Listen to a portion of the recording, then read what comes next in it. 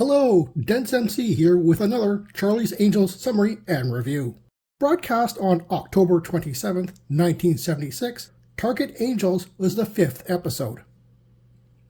All three angels are targeted by an assassin at their homes and volunteer centers. Baffled by who would want them dead, the angels search out clues within their own pasts. Further stalking by the same professional and unsuccessful defenses pushes the angels into going to the one place of total security, Charlie's secret mansion. This episode features John Horn as the creepy professional assassin Harry Wardlow, and Thayer David as his employer, Meeker, who has a mysterious end goal. Also featuring in this episode is Tom Selleck as Kelly's boyfriend Alan Samuelson. Selleck looks kind of odd without a mustache, but he probably just got back from auditioning for Han Solo. Michael Bell is featured too, as Sabrina's ex-husband, Bill Duncan. If the face isn't familiar, his voice might be. He became famous for cartoon voice acting throughout the 1980s. We get to see Kelly's flat, the first time of many, and Sabrina's apartment, before being blown up. We also get to see Sabrina's father's beach house before it will be repurposed for Jill's and later little sister Chris's home. This episode is famous for providing a lot of background detail for Kelly and Sabrina. Kelly, being an orphan raised by nuns, is something that will be referenced numerous times throughout the series.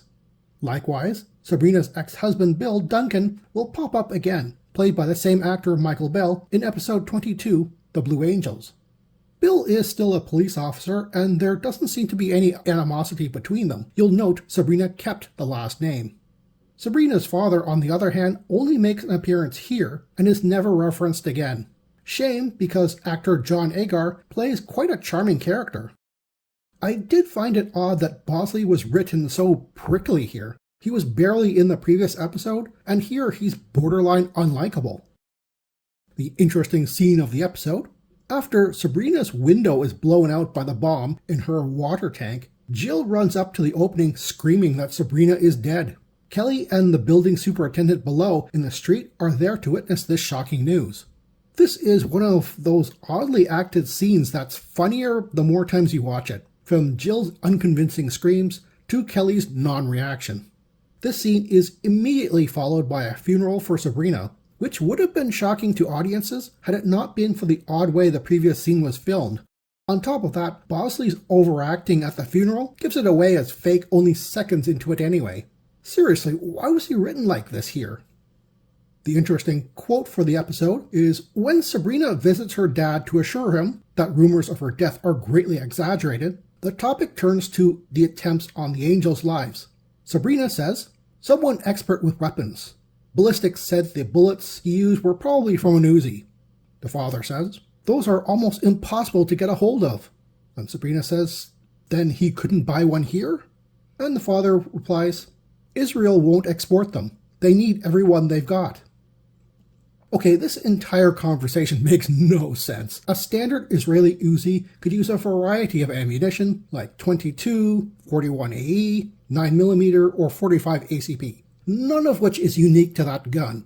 Plus, the statement that Israel needs them all is also false. Almost from the start of their manufacture in the 1950s, they have been exported around the world. The writer was either terribly misinformed about Uzis, or should have just made up a fake firearm name.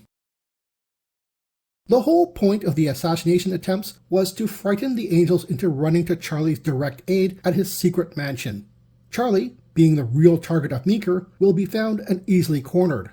Meeker was sent to prison by Charlie a long time ago, and now that he's free, it's time for revenge. That's the real plot, and that to me is somewhat interesting. However, and we have a very big however, nothing makes any logical sense. Meeker hires a clearly deranged assassin who turns the fake hits into real attempts, which he doesn't put a stop to despite it not being his plan. Seriously, Kelly gets shot at when she's right at her window and Wardlow blows out the glass. She could have died right there.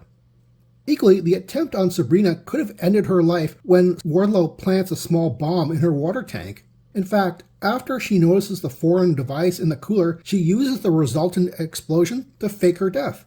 Again, this does not help Meeker's plan, but he at least tries to rein in Wardlow now. Only Wardlow's attempt on Jill, slowly stalking her through a dark gymnasium, comes close to being more of a scare tactic than actual threat. Okay, so I get from the viewer's perspective, the angels are the targets, and it should be a case of who and why. There is a massive bit of filler here where they're being proactive in trying to crack the identity of the hitman. This is where we get the nice bit of background on the angels, but it really is time-wasting filler. However, the twist of the target actually being Charlie makes no logical sense given what's come before. If all three angels are killed, then what's the plan? Is there a plan B? And what if the angels don't come to the same conclusion as Meeker and go elsewhere far from Charlie? Is there a plan C? Clearly Meeker knows that Charlie spends a lot of his time away from his stateside home, and in the company of various ladies, all over the world. But how does Meeker know Charlie would drop everything to come to the hiding angels, especially when his mansion is already supposed to be secure? Charlie being there personally doesn't change that. It also doesn't make sense that Meeker would kill Wardlow at the best point in his plan where he would need him, right before Charlie arrives. What if Charlie arrives with a small army? Wardlow's death, his corpse falling out of a closet onto Sabrina, comes off as more of a jump scare than part of the plot.